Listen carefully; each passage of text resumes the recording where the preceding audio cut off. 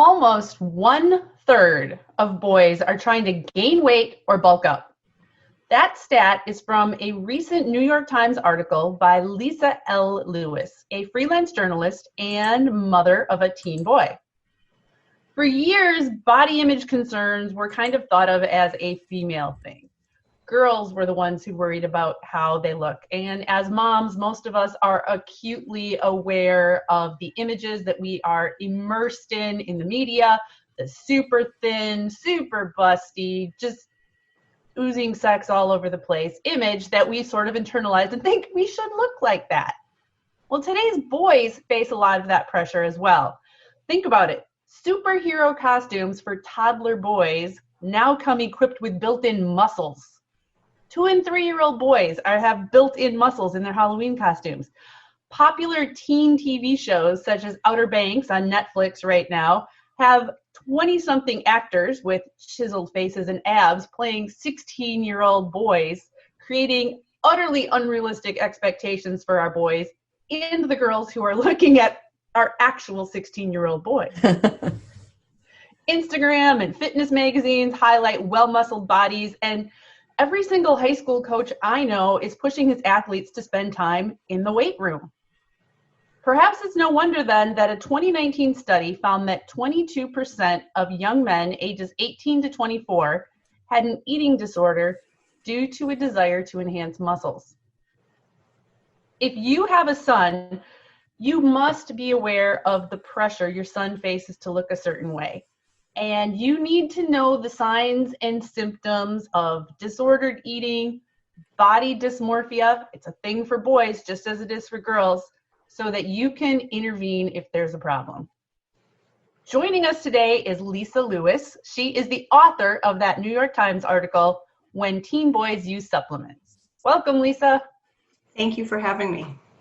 So you started that article with your college-age son telling you he was cutting. And in this context, this means drastically reducing calories temporarily as part of a bulk up plan, which will then include bulking up via weightlifting and supplement use. And you mentioned protein powder, you mentioned creatinine. Tell us about that. My son just finished his freshman year of college and ended up coming home for the spring quarter as all of our students were sort of called home due to the pandemic.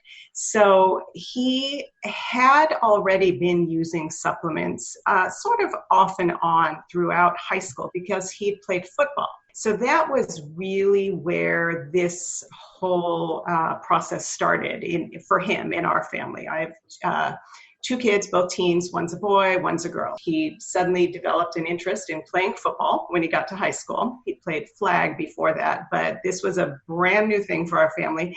And right away, it was exactly as you mentioned, the time in the weight room was a huge part of it. And what I found too was he enjoyed it, but it also became a social thing for him.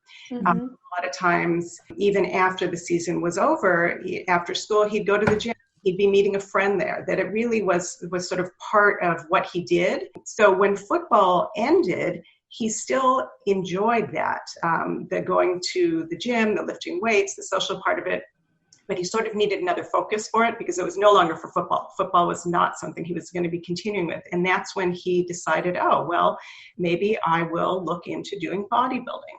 With that as his new focus, it did kind of shift a little bit, his use of these supplements. And so that when he did say he was cutting, my first thought was self-harm because that's my, understanding of what that term meant. And so he explained to me, no, cutting means actually sort of cutting weight, losing weight, so that you can show off those muscles. It was concerning because when you talk about deliberately trying to lose weight, that was when sort of, for me, it was a little bit of, I need to find out more about this and really kind of stay on top of this and continue to stay on top of it, really.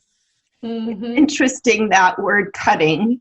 Of course, we all go to the widely recognized term of cutting, but it's just fascinating to me, like boys would not choose the term dieting because that's likely what their mothers have done so that they aren't going to use that term. So I that's a bit of an aside, but I just think that's interesting that boys would choose a different word that's kind of dramatic. And also, as you're talking, like, lifting weights is not a bad thing.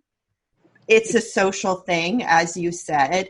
And yet it's like this whole conversation today is about monitoring the extremes that your son is taking it to. So not to say that, going to the gym, we don't want to discourage that. That's a good thing. But watching, and I'm curious to hear all the ways that we should be watching.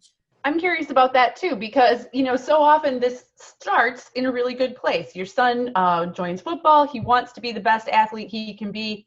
Fantastic. Go for it, kid. And, trying to watch and figure out when something goes too far, how much is too much. That's a question that most of us parents have, and we don't have the expertise to know the answers to those questions. I love that you're a journalist, so of course your curiosity and your professional skills led you to make some phone calls and write an article for the New York Times with what you learned. Yes, my kids are used